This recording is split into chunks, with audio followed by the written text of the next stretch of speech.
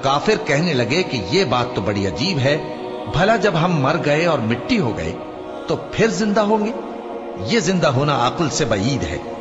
इनके जिस्मों को जमीन जितना खा खा कर कम करती जाती है हमको मालूम है, और हमारे पास तहरीरी याददाश्त भी है। बल्कि अजीब बात यह है कि जब इनके पास दीन हक आ पहुंचा तो इन्होंने उसको झूठ समझा। सो ये एक उलझी हुई बात में पड़े हैं। क्या इन्होंने अपने ऊपर आसमान की तरफ निगाह नहीं की कि हमने उसको कैसे बनाया और सजाया, और उसमें कोई शिगाफ तक नहीं? और जमीन को देखो, इसे हमने फैलाया और इसमें पहाड़ रख दिए और इसमें हर तरह की खुशनुमा चीजें उगाई ताकि रुजू लाने वाले बंदे हिदायत और नसीहत हासिल करें। और हमने आसमान से बरकत वाला पानी उतारा और उससे बाग उगाए और खेती का अनाज और लंबे लंबे खजूर के दरख्त जिनका गाभा तह बतह होता है।